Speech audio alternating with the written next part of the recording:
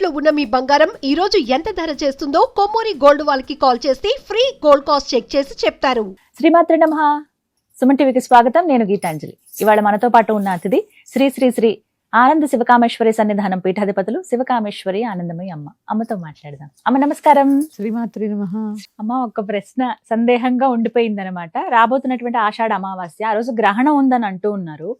అంటే ఎక్కడ ఆందోళన వచ్చేసిందంటే, అమ్మో నియమాలు ఏం పాటించాలో, ఇంతకీ గ్రహణ సమయం ఎప్పుడుందో మేము అంతే శుభ్రం చేసుకోవాలా, ఎందుకంటే తర్వాత రోజు నుంచి ఇంకా రావడం ప్రారంభం అయిపోతుంది. అన్ని సిద్ధపరచుకుంటాం ముందుగా, ఫోటోలు శుభ్రపరచుకోవడం కానీ, దేవుడు అదంతా సిద్ధం చేసుకుంటాము, నియమాలు అన్నిటికీ సిద్ధం అయిపోతాం. మరి గ్రహణం ఉందంటున్నారు, అది ఎప్పటి వరకు ఉంది, ఎలా ఏంటి అనేది? ఈ సూర్యగ్రహణం మనకి లేదు, అదర్ కంట్రీస్ లో ఉంది, వారికి నియమాలు ఉంటాయి. ఇక్కడ ఇండియాలో నియమాలు ఏంటి అంటే, ఎవరైతే ఉపాసనలో బీజాక్షర మంత్రాలు ఉంటాయో వాళ్ళు చక్కగా సాధన చేసుకోవడం అనేది చాలా అవసరం.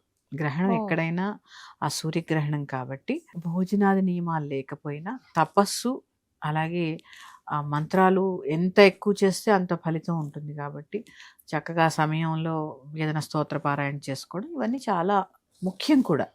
ఎందుకంటే గ్రహణం అనేది ఏంటి అంటే, కొంత దేవతా శక్తిని కోల్పోతాం మనం.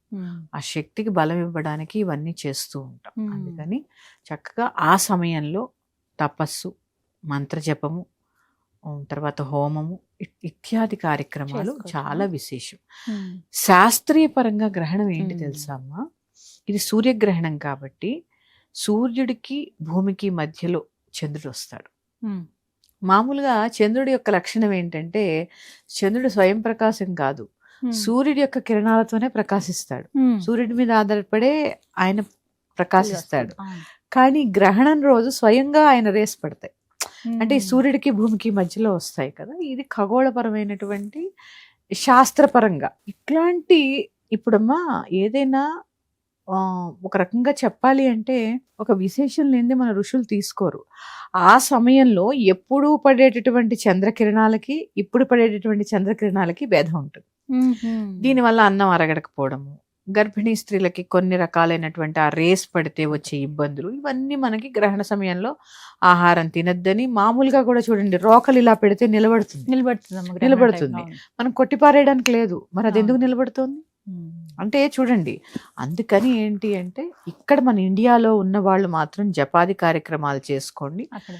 అదర్ కంట్రీస్ లో ఉన్న వాళ్ళు ఖచ్చితంగా నియమాలు పాటించండి. గ్రహణ సమయం తెలుసుకోండి, మీ సమయాన్ని బట్టి. గర్భిణీ స్త్రీలు నియమం పాటించండి, ఆహారం తినవద్దు. గర్భిణీలు కూడా నీళ్లు తాగద్దు. ఏదో ఒక జపం చేసుకోండి. చక్కగా దర్భ పక్కన పెట్టుకుని ఆ నిద్రపోండి. తర్వాత అక్కడ కూడా ఏంటంటే, ఆ గ్రహణ సమయంలో ఆహారం వండుకోవడం కానీ, భుజించడం కానీ ఇలాంటివి చేయొద్దు. ఎందుకంటే అరగదంటే, ఇప్పుడు చద్దన్నం తింటే కొంచెం బద్ధకంగా ఉంటుంది. ఎందుకు చెప్తారు?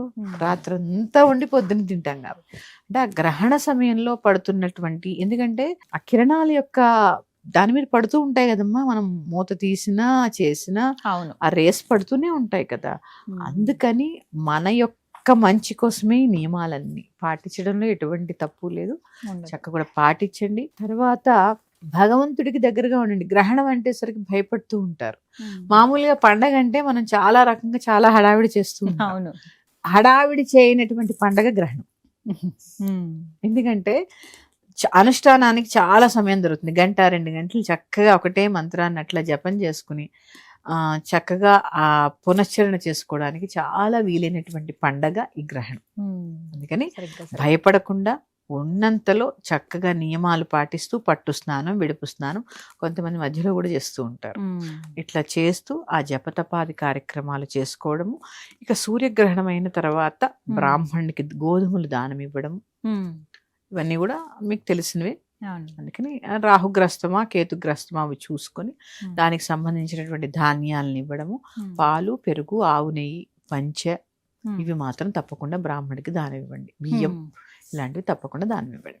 ఇవి సరిపోతాయి. ప్రదేశాల్లో కూడా అందుబాటులో ఉంటున్నాయమ్మా.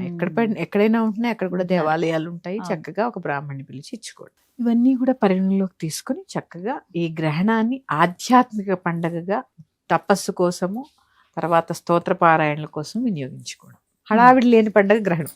చాలా చక్కగా వివరించారమ్మా మీరు చెప్పినట్టుగా. అంటే చాలా మంది ఇప్పుడు మంత్రం తీసుకుని ఉన్నారు, వాళ్ళైతే ఖచ్చితంగా చేయాలి. జపం చేసుకోవాలి. చేయాలి. మనకి అర్ధరాత్రి అవుతుంది కదమ్మా. అవును, మనకైతే మనకి రాత్రి అవుతుంది. ఇండియాలో కానీ రాత్రి రాత్రి అయినా అవుతుంది. కూడా అమ్మ ఉమ్. పట్టు స్నానం చేయాలి.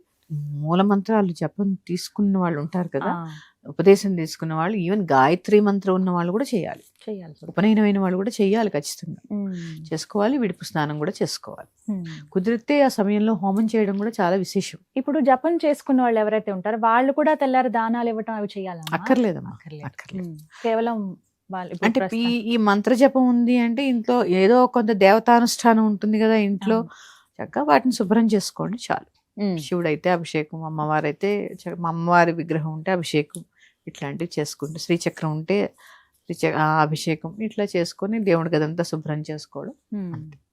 అంటే గ్రహణమైల ఉమ్. గ్రహణం అయిపోయిన తర్వాత అది శుభ్రం చేసుకోవడం అంతే. ఉమ్. ఒక నియమంగా. ఆ ఇంకా నియమం. తర్వాత రోజు నుంచి మనకి శ్రావణం స్టార్ట్ అయిపోతుంది ఎలాగో ఈ అయిపోతుంది. హడావిడి. అవును.